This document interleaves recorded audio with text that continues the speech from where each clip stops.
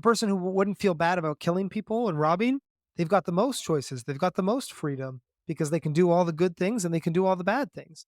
Um, but that's not the kind of freedom you want, or not the kind of freedom the Stoics care about, at least. They care about, are you self authoring, which is a really good way of putting it and flipping that idea of freedom a bit. Welcome to Stoic Conversations. My name is Caleb Monteveros, And I'm Michael Trombley. and today we are going to be talking about determinism and free will. This is a listener request. So thank you to the listener who provided that. And a reminder to anybody else that we do read those emails. We do check our social media. So if anybody asks for anything, there's a good chance. We'll at the very least, we will strongly consider it. And then if it fits in, love to talk about it. So yeah, as you said, determinism, free will, it's one of those great questions that matters to people today very much. And really, to frame that, it's this question of, do we have free will, or are we predetermined to do the things we do? If we're predetermined, is that compatible with free will in any case? Or does free will require us not to be predetermined?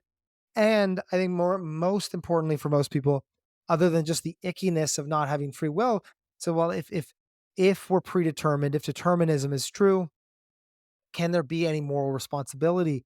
Do we have any grounds for judging people, for throwing them in jail, for punishing them? Um, Interestingly enough, we've talked a bit about the Stoic view on punishment, and in previous episodes when we have a previous episode on it. So punishment isn't going to really be a strong motivator for why the Stoics would want moral responsibility, but to many people, there's that kind of idea of, well, how could I be proud of myself or angry with myself? Or how could I be proud or angry with anybody else if people don't have freedom, if they're not making free choices? So that's a really sticky question. And it's one of those questions, you could do in a first year philosophy class, right? Anybody you pull off the street is going to think that's an interesting question. But 2000 years ago, the Stoics had thoughts on it. And I think really compelling thoughts. I think thoughts that we can learn from and frame our own discussion on the topic. And I always just find it historically interesting to see, like, well, look, this is something humans have been wrestling with for a long time. And how did humans 2000 years ago think about these kind of questions? So today, determinism and free will, and we're gonna go over three things. So first, Stoic physics. So that how did the Stoics view the universe, and how does that feed into their view on determinism? Then Stoic determinism, their position on determinism, then the implications that has on the Stoic view on free will and moral responsibility, and then we'll do any objections and questions. Any framing you want to give for the conversation, Caleb?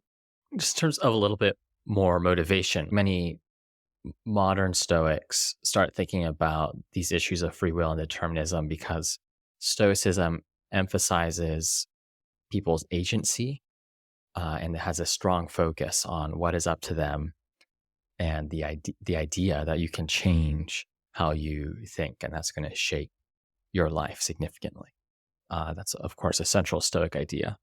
But they also have this idea that everything is determined. So initially, there's a potential conflict between those two ideas. And we shouldn't just say that the Stoics have that idea, but it's very common to hear, most people, many philosophers, many scientists they have these view that the world is determined, and we'll jump into what that means. But on the surface, that there's this question: how can you make sense of agency, if at all, Mhm. in a fully determined world? And I see this all the time on Facebook and Reddit. Great point, Caleb. Is people get into Stoicism because they feel unempowered, and Stoicism has this beautiful ability that I think still stands to make you feel, even when so much is out of your control, you can find that locus of control within you. You can find a way to give yourself purpose, meaning, and empower yourself in any circumstance. And so Stoicism can be very empowering. But I think people find determinism to be unempowering. They find free will, the idea of not having free will, or not having free will outside of determinism, to be the opposite of empowering, to be restricting, defeatist. And we can get into this a bit later, but the Stoics even argued against these arguments back then. I always love how these conversations echo modern discussions. The Stoics would argue against what was called the lazy argument. And that's their term for it 2000 years ago. And the lazy argument was this view that, well, if determinism is true, then why should I do anything? I should just kind of lie around. There's no point in doing anything. There's no point in me working hard to try to improve my life. There's no point in me fighting back against injustice. Everything is just going to be the way it's going to be. So I have no reason in putting the effort in. And that's the lazy argument they called it. Basically, an argument that determinism is true. You should just be lazy. And the Stoics argued against that.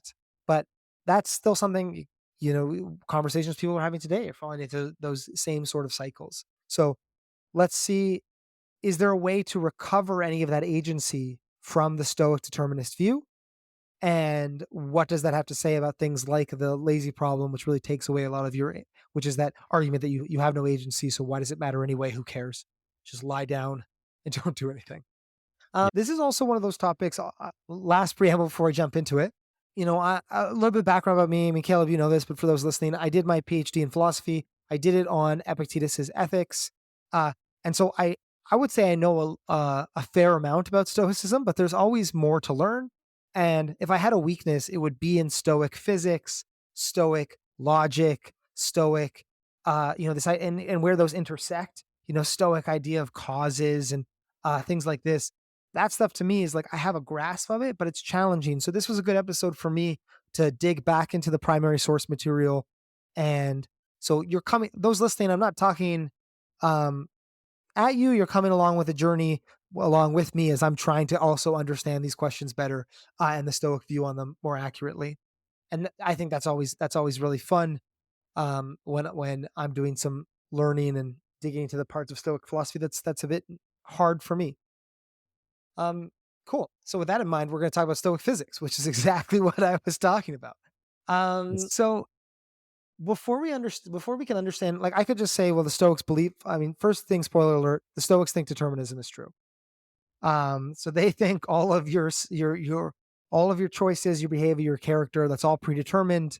Um, so why do they think that is the question? We could start there, but I want to go back to that why, because I think it's actually quite a compelling argument. And so to understand why we need to start with Stoic physics. So this is really Stoic ontology, Stoic philosophy of what exists and doesn't exist. So for the Stoics of their first highest category of ontology, so the first highest category of things is things. So I'm trying, it's really hard to not throw the words existing in here casually because these have precise definitions. Uh, of all things, it's the highest category of things. First big category is things. And then you have the ones that exist and the things that don't. Okay. So of all things, some exist and some don't. And you may hear that and you go, that's really weird to say something doesn't exist. But we're working with these Greek terms here. We're translating them over. So of all things, some things exist, some things that don't. The things that exist, of everything that exists, it is a body or corporeal. So the distinguishing feature of things that exist is that they can act or be acted upon. So as bodies, they can act or be acted upon. So they can interact with each other. So another way of putting that is that everything that exists has a kind of causal force. If I knock down a domino and it hits another domino, well, that first domino is interacting with that second domino, right? It's causing Mhm. something. And only bodies have the ability to do this, things that exist. Um, of the things that do not exist, the Stoics would say these subsist. Um, these are things that we can talk about, but do not have body or causal powers. And so the Stoic list of these are time, void, lectas, which is sayables, those representations of those verbal representations of the world, and place. So again, time, void, lectas, and place. Those are the four things which subsist. They're things, but they do not exist. They're not bodies, and they don't have any causal power. And so when I was trying to wrap my head around this, I mean, I was just thinking about this before this chat. Caleb was thinking something like, you could think of something like a unicorn or the idea of a unicorn. And I might say this is something that it's a thing in one sense, but it doesn't really have causal power. It doesn't interact. But I could say true or false things about unicorns. I could say, if I say unicorns have two horns, you could say that's false. We can have a coherent conversation about unicorns, but unicorns don't have causal powers. They're not bodies. They don't exist. That's the way I like to think about it. The same way with time, does 4:30 this afternoon, does that exist? Well, there's a bunch of bodies, but 4:30 doesn't exist, but we can talk about it in a way that makes sense. That's really me trying to wrap my head around that. Well, what do they think about number? Is number another example of something that subsists? No, I mean that's not a bad example, but that's the exhaustive list. Time, void, lectas. So those are sayables. So representations of the word of the world and language and place. But no, not number. That's interesting because I would have thought numbers like the paradigmatic example of usually a platonic form or abstract thing that might not be a body or something of that sort. Yeah, that's a good example. Um, the important takeaway from this though is that when we talk about things that exist, they're all bodies. Um, so anything that exists must be a body, and we know it's a body because it can interact with something or be interacted upon. And then there's some implications of this, right? God then is a body. The mind or the soul is a body. Mhm. Insofar as the mind or soul can interact with things and, cause you to desire something or to not desire something or to cause an elevation in heart rate or to cause an emotion, insofar as there's any causal power, the mind is a body. So that's part one. Or maybe what another clarifying question is, what are we talking about when we say it's a body? Does it mean takes up space? It's formed from atoms, or what are we talking about here? Yeah. So my understanding of it really is that interactability. So yeah, I would say that it takes up space. Is certainly going to be like a criteria of that interactability. The Stoics don't believe in atoms, so they don't believe that physical that bodies can be broken down into discrete, indivisible pieces. That's what an atom is. Atom just means the thing that cannot be divided. Um, so really matter my understanding of it is that matter kind of extends. It doesn't it's not dividable and it doesn't end. Um and so that extension I suppose is what gives it its capacity to act and be acted upon. I guess uh, bodies are they have the capacity to act or be acted upon. That's all you need to know. That's it. That's it. You're good. Cool. So bodies they have extension. They can cause things and be acted upon. They can act and be acted upon. Um, and this gets us, we just want to keep that in mind. And so everything that exists is a body. Everything that does anything to anything else is a body. And we want to keep that in mind moving into this idea about Stoic determinism. So, which, they would also call fate as well, Mhm. which has some interesting religious implications or theological implications when we're talking about this. So it's not just determined from an abstract sense, but also fated. Um, So when we talk about determinism, there's many types of determinism, but today we're talking about causal determinism. Causal determinism is the view that everything has a preceding cause and that the nature of each event was determined by its causes or is determined by its causes. In other words, the way I like to think about causal determinism is if the preceding circumstances are the same, then the outcome will be the same. So if you rewound time back 5 minutes and said go, everything would happen again the same way. That's a world in which causal determinism is true. If you have the same point A, it's going to cause the same point B every time. That's the causal deterministic view. People don't like it because it's this the well, how does free will fit into that? Where is kind of random chance? Where does my freedom to interact with that causal chain come in if that's true? So there's some ethical and personal considerations in that, but that's the view. And so one way to get around causal determinism, I think it's fun to think about causal determinism by thinking about what it would be like if it was false. One way to get around causal determinism would just be this idea that there's some things that are just actually just random. Hmm. And that's the Epicurean position. Epicurean position is that some atoms just swerve sometimes, and they swerve in random, uncaused ways. And so if you rewound time 5 minutes and you let it go again, well, maybe that bird would fly in a different direction. Maybe the wind would blow a little bit softer. Maybe it would, I don't know, it would start raining a little bit later in the day. You'd have these changes that would butterfly effect in on themselves. And so any sort of swerve would constantly be creating these different realities from other potentials, because you have randomness in the universe. So causal determinism, if it's true, is the idea that we don't have that randomness in the universe.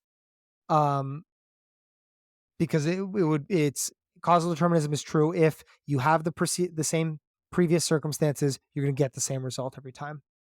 So why do the Stoics believe in causal determinism? Well, when we keep that idea of the Stoic body in mind, or that everything that exists is a body, we get a pretty simple argument. I do this in a four-part argument. First, everything that exists is a body. Second, everything that exists today has a prior cause, and everything that exists in the future will have a cause. The third part is that these causes must be bodies, because bodies are the only things that can cause things. And so the third thing is these causes must be bodies, and these bodies abide by predetermined physical laws. Therefore, causal determinism is true. So everything is predetermined because everything is a body. Bodies follow physical laws of cause and effect. And so every state of existence is a chain of cause and effect following these physical laws. There is nothing that exists that steps outside of this physical chain, which is one answer. Hmm. And there's no randomness, because the laws of physics doesn't have total randomness, right? I think maybe we're seeing some of that introduced now in this idea of quantum mechanics. This idea that maybe nature does have some randomness built into it, which is kind of interesting. But that's not something that the Stoics believe. They think, look, these physical states are following non-random physical laws. And there's some beautiful quotes here. One by Cicero on divination, and this is one of the most beautiful Stoic quotes I've read, especially the second half of it. And so don't take it from me. Let's see what Cicero has to say. And he says, by fate, and he's speaking on the Stoic position here. By fate, I mean what the Greeks call hymarmene, an ordering and sequencing of causes, since it is the connection of cause to cause which out of itself produces anything. It is everlasting truth, flowing from all eternity. Consequently, nothing has happened which was not going to be, and likewise nothing is going to be of which nature does not contain causes working to bring that very thing about. This makes it intelligible that fate should be not the fate of superstition, but that of physics, an everlasting cause of things.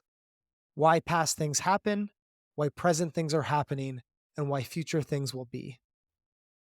I mean, that's got some Marcus Aurelius beauty in there. That idea of fate should be not the fate of superstition, but that of physics, an everlasting cause of things. That's a killer line. Hmm. And one last one on the view here. Quote, the Stoics describe fate as a sequence that is an inescapable ordering and interconnection. So that's the Stoic view. Anything to add to that, Caleb? Let's see. Well, what's most important to understand about this? I suppose one way to sum it up is just this sort of push it back on opponents of Stoicism and look at what they have to deny. So if you don't, if the ancients who didn't agree with this, they would introduce things that don't exist, that are not bodies. Maybe they have souls or something of that sort, or they would introduce randomness. I suppose there are other options as well. You could introduce bodies that effectively cannot be acted on, but can still produce causes. That's another option. But typically, the ancients would go for the idea that not everything that exists is a body. There's some idea of perhaps an immaterial soul, or the idea that some things are just random. Does that seem right to you in terms of cashing out these other positions? I think that's exactly right. I mean, the random play is the one that the Epicureans make. They don't think there's a soul, but they make the random play. They say like there's just randomness in the world. Um, I think that idea of uh, the soul as being something. I mean, that's an interesting example of something you might think that like does not follow physical laws but has causal power, right? Hmm. Yeah, I think that would be. I don't know of of any school that takes that position, but that would be another way in which determinism would be false. Because that's the thing that we're not talking about determinism of like, when a tree falls in the forest, does it make a sound, right? Like we're not talking about when the tree falls in the forest, does it fall the same way? We're not really caring about causal laws when we're talking about that. We're caring about causal laws when it comes to us, human beings, our choices and our moral responsibility. And so the Stoic view is the rejection of that thing you said. There's no soul or part of yourself that's not a body. There's no soul or part of yourself that's free from this causal chain that could sidestep determinism. Nor is there any randomness to the universe. So the Hmm. universe is more like an unfolding is the way I think about it. It's something that's already been spun up. It already has all its causes inside of it, and they're coming about. The way Cicero puts it is so beautiful. Likewise, nothing is going to be of which nature does not contain causes working to bring that very thing about. So Hmm. really, right? Like there is a million year causal chain unfolding right now that will cause something a million years from now, right? That's the Stoic view. What's awesome about the Cicero quote is it highlights how um, understanding reality, I suppose, taking this higher view, taking this view from above, does in fact, radically change one's perspective on happenings in history and ordinary life, right? Just this, like everything that has occurred is this pure unfolding, as it were. Um, and that's a nice picture. Yeah, and immediately following that quote, Cicero says this, which makes me want to read on divination in its entirety. These are some beautiful parts. The consequence of Stoic determinism is this idea that if you understood all causes, you could really understand that you could predict the future. You could understand all that would be. And so the Cicero line here is if there was some being who could see with his mind the connection of all causes, he would certainly never be deceived. For whoever grasps the causes of future things must necessarily grasp all that will be. Hmm. But since no one but God can do this, man must be left to gain his knowledge from various signs which announce what is to come. And so, yeah, that consequence that you talk about, that higher perspective, there's that consequence of that higher perspective is understanding, well, look, I can see that causal chain from the past to the present, but I could also, if I was God, I could extend that causal chain out. Hmm. And there's a kind of, I mean, that's when you get kind of close to acceptance, right? Or maybe even close to, you can understand that idea of amor fati, of having to love fate.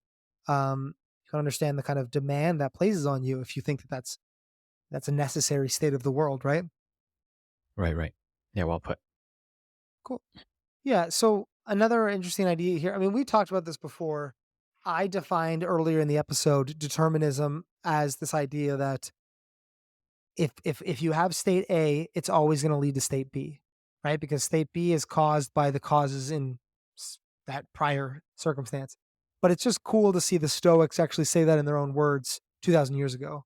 So Alexander was a second century Aristotelian. The quote from him is he says that the Stoics relied on the argument that if in identical circumstances someone will act differently on different occasions, an uncaused motion is introduced.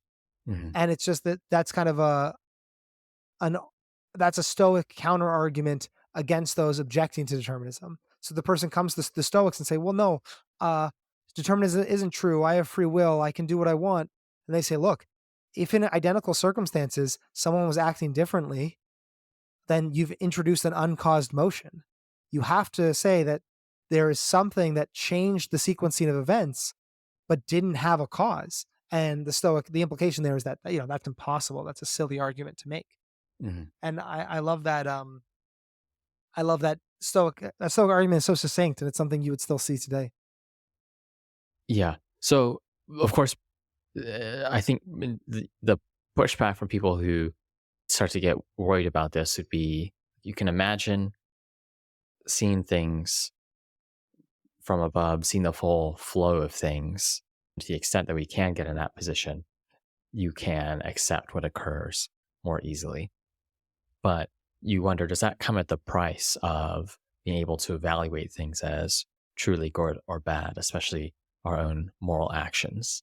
If you say that in any circumstance, or to be, I should be more precise, if you say that the person would do the same thing if they were in this circumstance with this past every time, it's just necessitated by, who they are and the laws of nature. To what extent can we say people are morally responsible? Yeah, that's concerning. I agree. I'm also concerned. Um, so let's jump into that. Let's see, can we salvage moral responsibility from this idea of determinism? So the objection you just made, Caleb, or the concern, it's something that would have happened. It was happening in ancient times as well. So the Epicureans argued against the Stoics and said, look, there's no moral responsibility if determinism is true. There's no praise or blame. And this is a quote from Epicurus, the founder of Epicureanism. He wrote, "The man who says that all events are necessitated has no grounds for criticizing the man who says that not all events are necessitated. For according to him, this is itself a necessitated event." And it's this kind of meta joke, you know, you can't even call the person arguing against determinism stupid or a bad argument, or you can't even criticize that person because that there's no more responsibility here. There's no blame. There's no finger pointing in this world that you're claiming is the case. So, very succinct summary of that position. Mhm. So, how do the Stoics try to salvage this? How do they salvage more responsibility? Well, the first way they're going to try to salvage this is they're going to say, look, even if everything is fated and even if things are determined, we can still criticize and praise fated events. We can still judge things that are predetermined. So, according to Alexander, who's the second century Aristotelian who I uh, was citing below about the uncaused motion, he writes on these questions in Stoicism, and he says that the Stoics say, therefore, it will be in accordance with fate that animals have perceptions and impulses, and some animals will merely be active, while others will perform rational actions, and some will do wrong, while others will perform right actions, for these are natural to them. But so long as wrong and right actions remain, and their natures and qualities are not removed, there also remain commendations and censures, punishments and honors, for such is the sequence and the order to which they are subject. So, the Stoic argument here, as put through Alexander, is this idea that, look, animals are going to have, like, all beings are going to have different qualities. Some people are going to be rocks, or some things are going to be rocks. Hopefully, people aren't rocks. Some things are going to be rocks. Some animals are going to be less intelligent than others, and some animals are going to be rational animals, humans. And when we're talking about rational animals, those rational animals are going to have the ability to do right actions and wrong actions. I think the Stoics would say, I'm extrapolating here, actions that are in accordance with their nature or not in accordance with their nature. And as long as we get that on the table, as long as we can say there are right actions or wrong actions, then there is still commending and blaming, punishing and honoring, because this is part of their nature. That's not it's not something that requires their nature to be different to still allow. And the way that I like to frame this argument, and interested what you think of it, Caleb, if I'm getting it right or you think it's a poor argument, I think of this argument as basically the view that human character is a kind of a skill or a craft. Um, and so when we judge a knife or a car, we don't think, well, did that car have free will? Was there enough randomness in the making of this Ferrari? We just say, well, that is a good car. I like that car. And so the same thing with humans. we can appeal to their telos, their natural ends. We can appeal to what's in accordance with their nature. We don't appeal to causal history when we talk about cars, knives, uh, video games, things like this. We just we look at them on their own grounds. We praise them or blame them on according to that. And so the same argument here is this idea that when we praise or blame something, it has nothing to do with whether it was fated or not. It has to do with the type of thing it is and how well it's achieving its ends. And the same thing applies to humans. The same way it would apply to animals in this quote. And in my argument, I extended it to kind of artifacts. Right, right. I suppose one difference would be is, well, you could recognize a knife or car as a good knife or a good car, but you may not censure it or Hmm. punish it. And that's, to the extent that that makes sense at all. But uh, I picked the I example. think, It's my fault. yeah, yeah. I think you wouldn't want to punish someone who is blind for not being able to see, right? And then, so what's the difference in that case and the case where someone does do something wrong, but there is a real sense in which they could not have done otherwise, given their nature and the physical setup of the universe? Um, my read is sort of there's a story from Diogenes Laertius about Zeno of Citium that that I've quoted probably about twice so far in this podcast, maybe just once, where one of Zeno's servants steals something from Zeno and says, "You shouldn't punish me because it's in my nature to steal." And then Zeno says, "Well, I think I'll punish you because it's in my nature to punish," which is sort of seems to be saying that punishment, these ideas of punishment and praise as such are made relative to the action and probably have less to do with the kinds of things that we today would think of as relevant to punishment or praise, which have to do, like, could they have done otherwise? What could we have expected from them? Where it's almost just like this idea of, given the nature of what you did, this is the right response, and you don't need to think much more than that. I don't know if you agree with that or not, but that's how I would understand this quote. I mean, there's kind of two.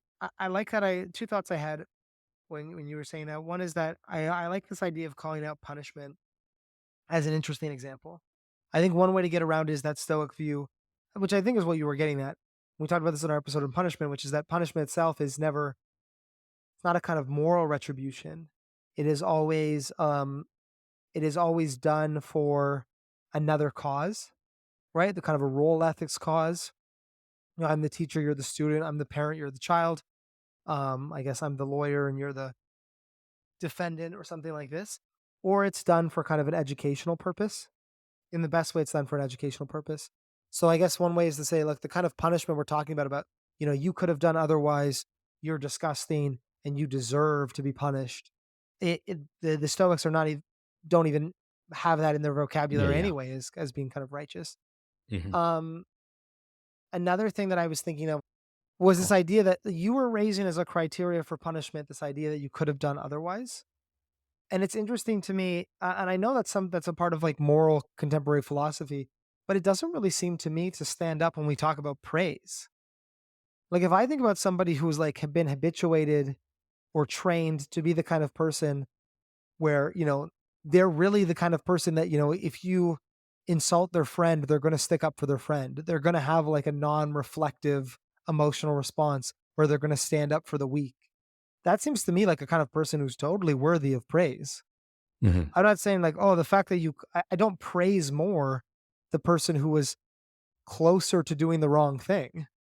The person who was like so good they could have never been bad. I think that person is deserving of just as much praise. And so the condition that you could have done, and maybe that's the stoicism leaking into my thinking, but the condition that you could have done otherwise doesn't seem to me to remove the possibility of punishment. It would just be the inversion of that, or at least blame. Punishment's weird, but at least blame. Yeah, yeah, yeah. I think what you just the first point you said, which is that the Stoics are going to think about punishment, censure, rad in a radically different way from the typical typical modern person who's thinking about these questions of moral responsibility. And that is important to be clear about, that they think, Epictetus explicitly talks about the example of punishing someone who is physically blind and says, that's absurd, but it's equally absurd to punish other people who do wrong because they are blind in similar respects. And as you say, the reasons to respond with something like punishment is, in the best case, an ameliorative one, a Mhm. sort of a healing approach, and then perhaps there's a case for punishment because that's what's required by your role. Perhaps that's the most important thing to make sure is clear here. Um, I want to move on to kind of, I would say, the second argument. You'll notice I haven't talked much about free will. A reason for not talking about free will is that free will is a notion that's introduced after the Stoics.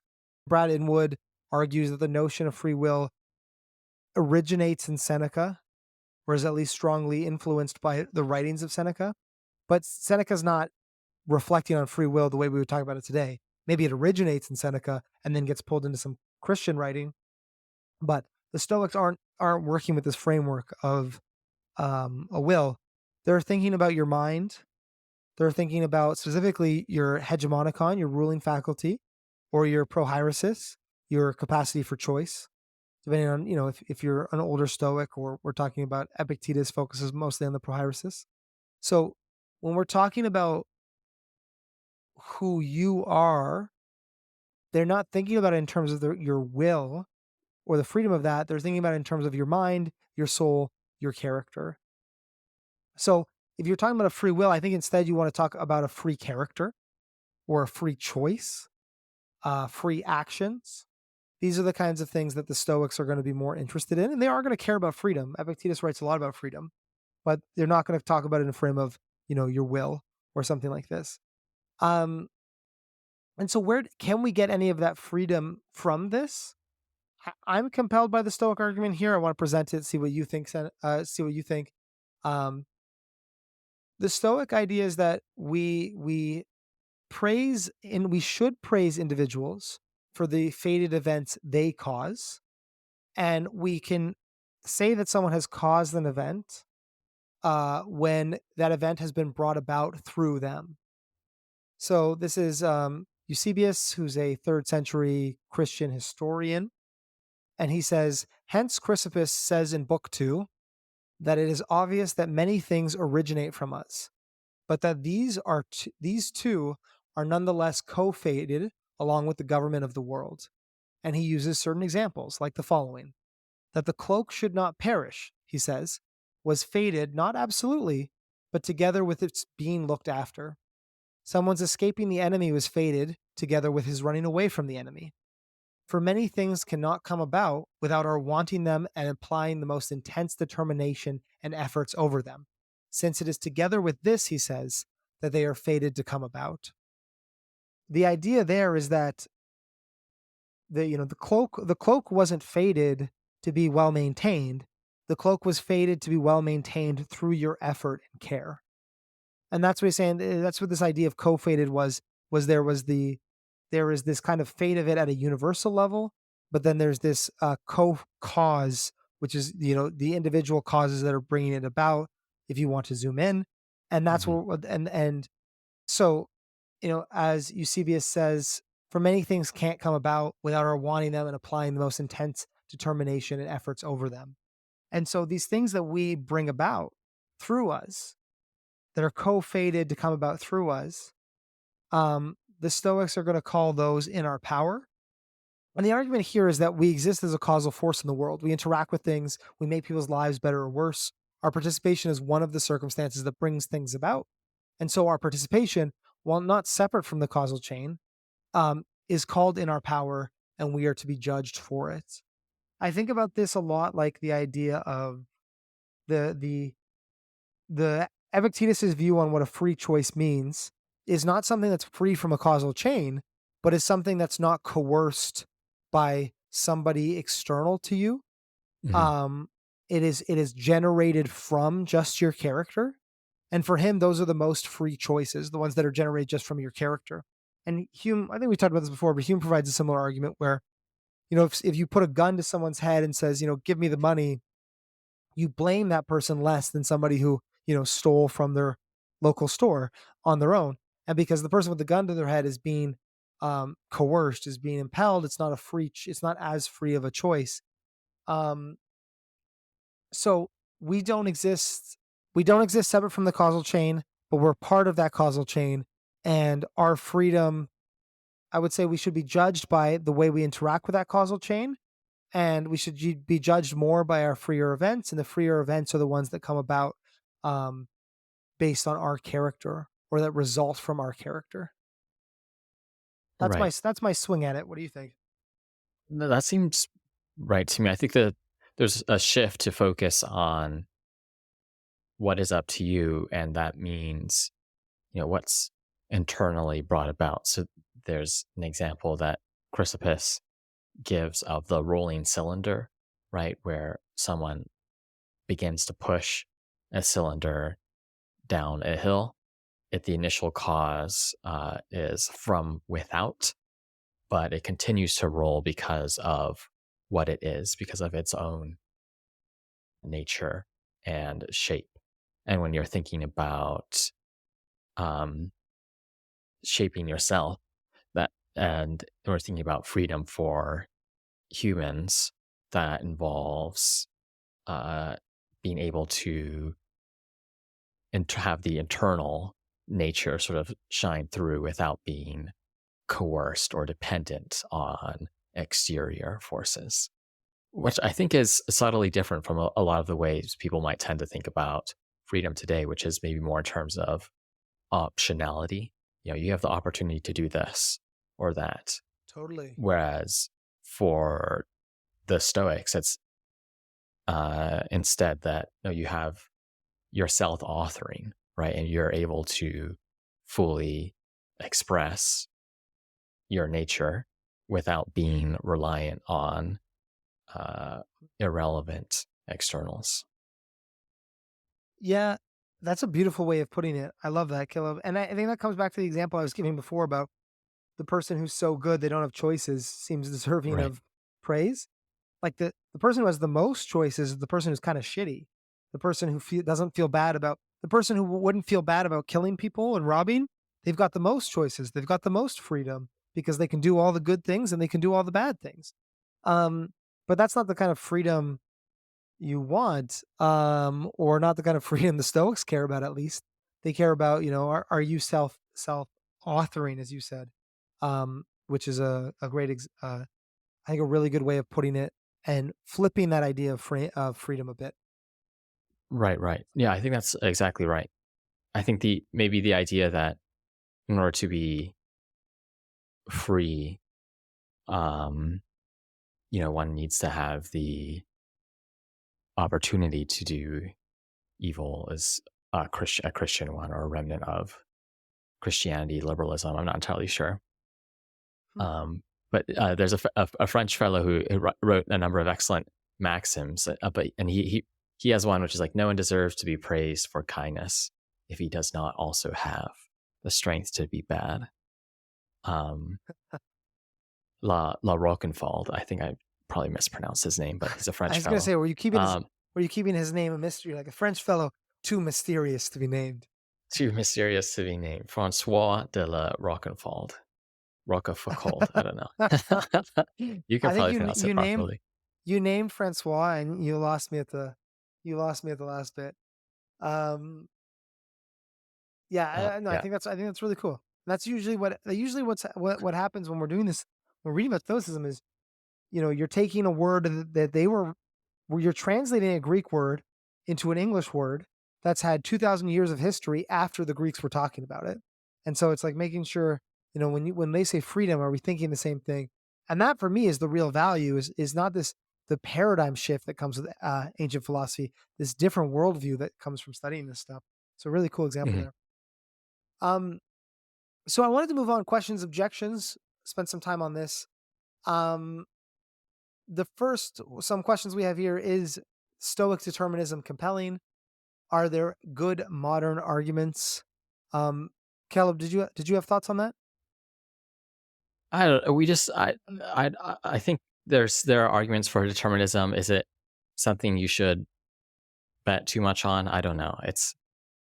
I think determinism, you need to be exhaustive in a way. Every single thing needs to follow these uh, deterministic laws, have these kinds of properties. Is that really true that that needs to be the case? Is the amount of evidence we have for that Yeah, proposition enough? You can imagine. I think. Uh, I think we have at least some evidence that things are indeterminate on the micro level and the macro level. It's probably not that good. So I can see why one would favor determinism, but nonetheless, it's a big systematic claim. And it's an interesting one. yeah. How central is it to Determinate Stoicism to begin with?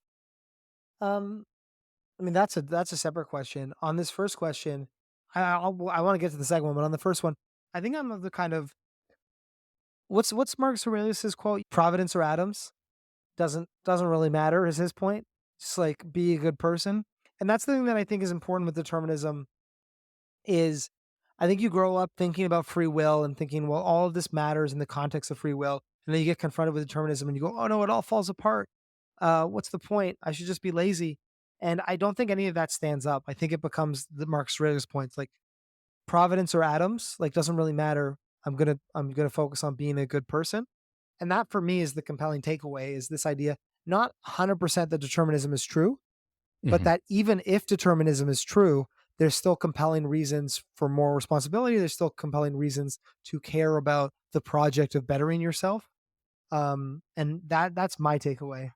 In terms of how central it is to the Stoic claim, I do think some of the Stoic view that external circumstances can't really go better or worse for you in like a there is this Stoic idea that we should love fate, Hmm. that there's a providential ordering to things, that things are because the Stoic view is not just predeterminism, it's providence, right?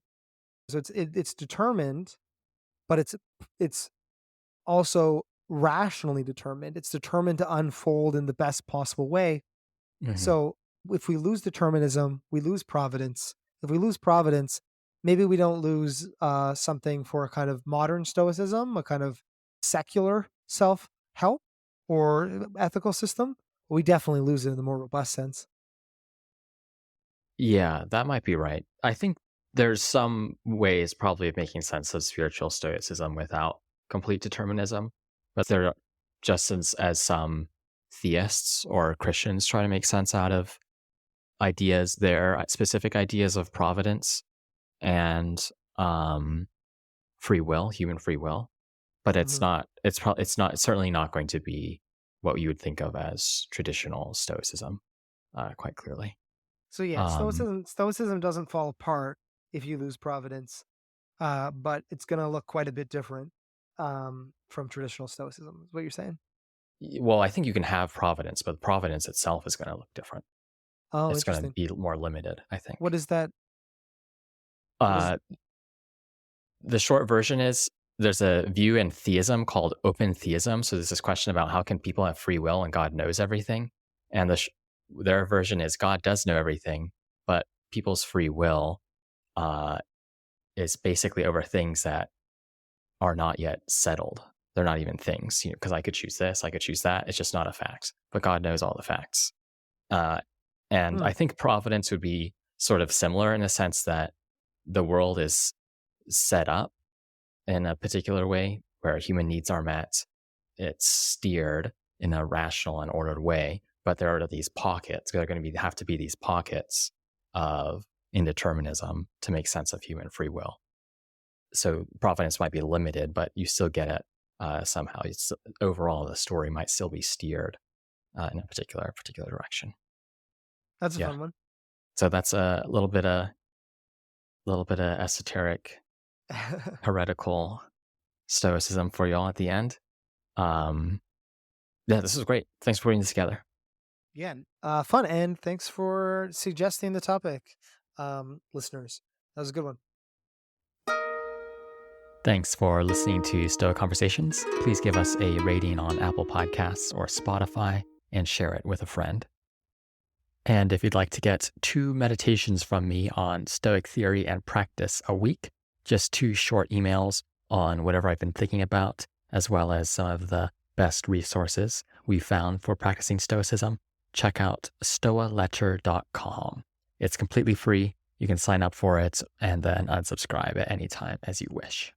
If you want to dive deeper still, search Stoa in the App Store or Play Store for a complete app with routines, meditations, and lessons designed to help people become more stoic.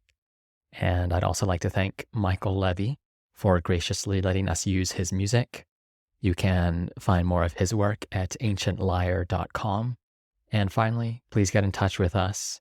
Send a message to stoa@stoameditation.com if you ever have any feedback, questions, or recommendations. Until next time.